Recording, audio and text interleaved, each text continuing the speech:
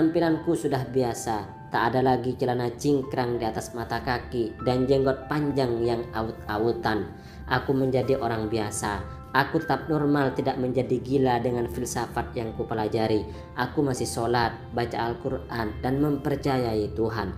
Filsafat telah membuka wawasan dan perspektifku lebih luas dalam memandang dunia. Tidak seperti saat di Salafi dengan pola hitam putih yang dibangun, hidup dikurung dan dihiasi kebencian kepada orang lain dengan sekat kafir, ahlul bid'ah, dan kaum sesat yang didasarkan bingkai agama.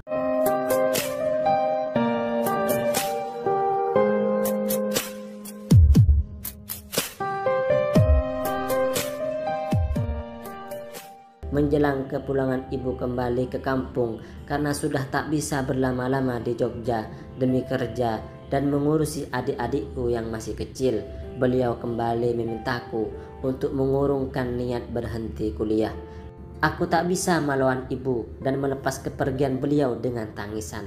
Kukuatkan tekad dan bilang sama ibu bahwa aku mengurungkan niat berhenti kuliah. Aku akan kembali masuk kuliah dan mengejar ketertinggalan selama ini. Berusaha keras meraih IP seperti 2 semester awal dulu.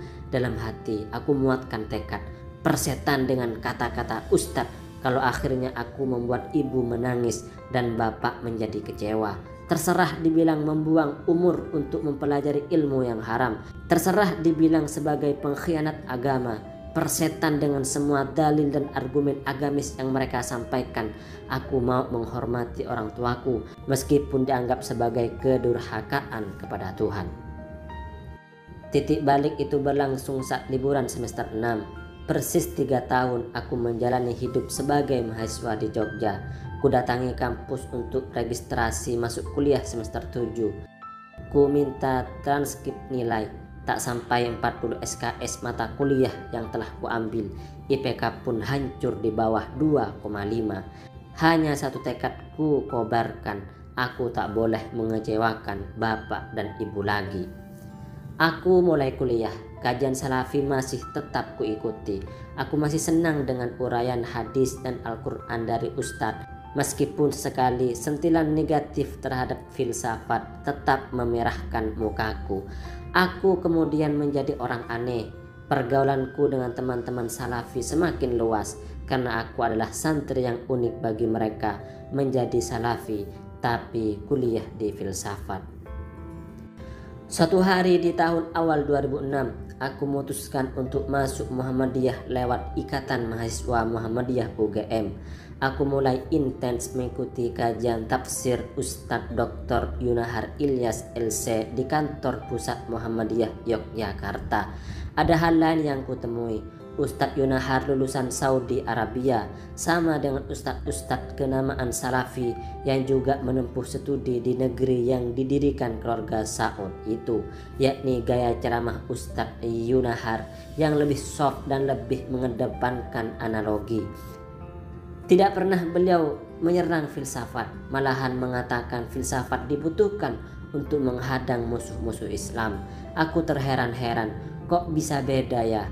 Kuperhatikan face Ustadz Yunahar, kumis menghiasi wajahnya, jenggot hanya sedikit.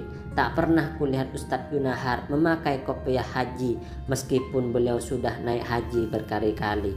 Hanya kopiah hitam nasional yang menurut beberapa teman Salafi tidak Islami. Kuperhatikan celana beliau berjuntai melewati mata kaki. Aku bertanya, kenapa Ustadz satu ini berbeda dengan Ustadz-Ustadz Salafiku? Keherananku semakin kentara ketika Ustadz Fatur Rahman Kamal menggantikan beberapa kali kajian Ustadz Yunahar. Ustadz Fatur Rahman adalah alumni Universitas Islam Madinah yang diklaim sebagai salah satu pusat keilmuan Salafi. Gaya ceramah beliau berbeda, bahkan sekali beliau membicarakan geliat dakwah kampus yang menguraikan ketidakwajaran halakoh dakwah yang secara eksplisit mengarah kepada Salafi. Aku kembali bertanya-tanya, apakah klaim Salafi sebagai firqah yang paling benar sebagaimana yang berbuih-buih disampaikan oleh para ustadznya benar? Sementara itu, senior satu kamarku yang melepasku dalam kebimbangan sendirian meninggalkan Jogja. Dia sudah lulus kuliah dan hendak pulang kampung untuk mencari pekerjaan demi mempersiapkan lamarannya kepada salah satu teman dari asrama putri. Kuliahku berjalan lancar. IPK-ku semakin hari semakin naik. Aku semakin menikmati perkuliahan dan uraian-uraian filosofis yang disampaikan dosen.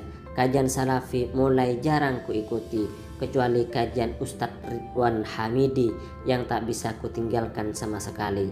Aku teramat suka dengan Ustadz Ridwan yang seringkali mendapat ejekan dari kelompok salafi yang lain karena ceramah beliau yang lembut dan sering membuat jiwaku tentram. Singkat cerita, bulan Februari ini aku akan diwisuda menjadi lulusan terbaik Fakultas Filsafat UGM untuk wisuda periode pertama di tahun 2010 dengan IPK 3,61. Penampilanku sudah biasa, tak ada lagi celana cingkrang di atas mata kaki dan jenggot panjang yang aut-autan. Aku menjadi orang biasa. Aku tetap normal, tidak menjadi gila dengan filsafat yang kupelajari. Aku masih sholat, baca Al-Quran, dan mempercayai Tuhan. Filsafat telah membuka wawasan dan perspektifku lebih luas dalam memandang dunia. Tidak seperti saat di salafi dengan pola hitam putih yang dibangun, hidup dikurung dan dihiasi kebencian kepada orang lain dengan sekat kafir, ahlul bid'ah, dan kaum sesat yang didasarkan bingkai agama. Bulan ini aku bisa mengobati air mata ibu dan kekecewaan bapak beberapa tahun lalu. Hari ini aku bahagia tanpa harus kehilangan keislamanku. Malahan aku menemukan Islam yang damai lewat uraian Ustadz Yunahar Ilyas dan Ustadz Fatur Rahman Kamal. Aku tak peduli dengan sindiran keputusanku keluar dari salafi. Terserah dibilang orang yang futur, tersesat dari jalan dakwah, atau sebutan menyakitkan lainnya. Aku tak peduli sama sekali. Yang penting aku masih menyembah Tuhan, masih mendengarkan Al-Quran dan hadis, masih sholat, puasa, mendengarkan ceramah, dan bisa berbakti kepada orang tuaku.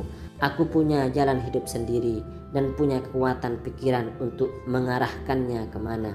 Aku sudah tak peduli dengan omongan-omongan negatif tentang keadaanku sekarang. Terserah mereka mau bilang apa. Dibaca dari blog Gunawan Seed, diposting tanggal 13 Februari 2010.